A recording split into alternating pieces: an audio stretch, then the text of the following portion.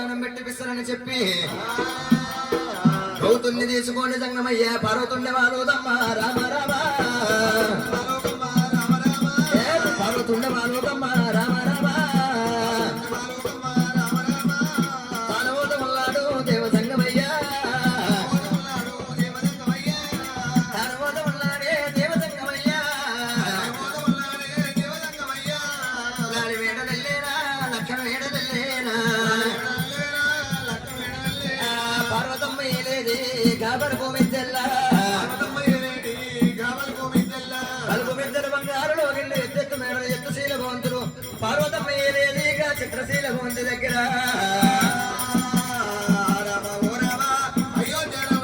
జగవల్లి వచ్చిండురా రాయ్యో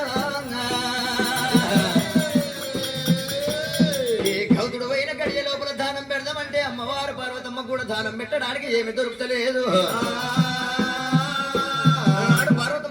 స్నానం చేస్తుండగా మెడలో ఉన్న ముఖ్యాలు వేరు తెగిపోయి నీళ్ళల్లో పడ్డదాట. సృష్టి ముఖ్యాల వారం తెగిపోయింది నీళ్ళల్లో పడ్డది. నీళ్ళల్లో పడ్డ మరి కనుకనే ఎప్పుడైతే ముఖ్యాలు కుర్రసేన గెలిచిందో ఆ కుర్ర కంకులు పోసింది పార్వతమ్మ మంగళం పెక్క పెట్టింది ఎత్తి పంచి వేయించింది ఆ కుర్రలు తీసింది గుమ్ములల్లో పోసింది. గౌతుడు పోయినప్పుడు ఏమి తెలవలేక పార్వతమ్మ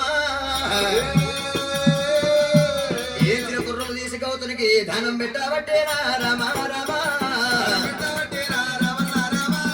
దానం పెట్టబట్టేనా దేవి పార్వతమ్మ మానడు కుర్రలు తీసింది అమ్మవారు పార్వతీదేవి గౌతునికి దానం పెట్టబట్టినాయమ్మ.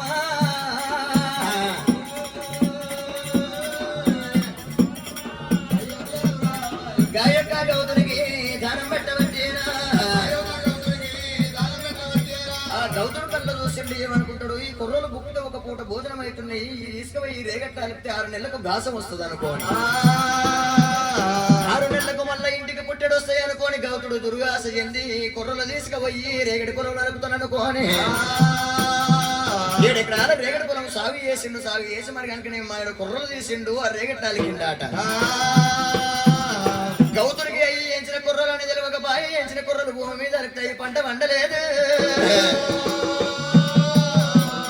ఒక రోజు అవుతున్నది 2 రోజులు అవుతున్నది దేవుడు ముందుగా 3 రోజుల కాలం పట్టినాయమ్మో అమ్మలారా.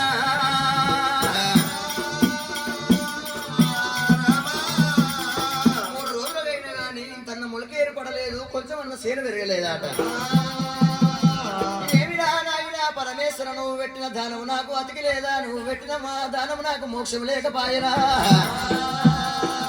నువ్వు పెట్టిన కుర్రలు తీసి రేగట్లా అనుకుతే పోసిన నూకలు మరి కనుక నేను భూమిలేక రాయనయ్యా ఏమి పెట్టినని చెప్పి గౌతుడు 7 ఎకరాల రేగడి పొలం కన్నీరమ్మ ఓ దేవుడు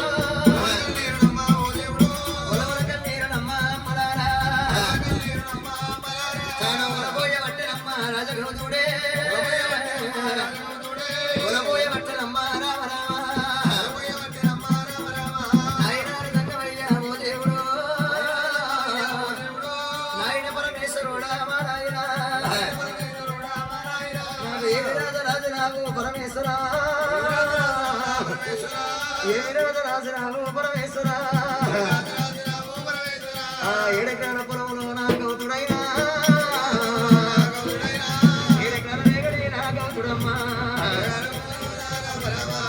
అడవిల్ల రీతినమ్మా ఓ దేవుడు అడవిల్ల రీతిగా గౌతరాజు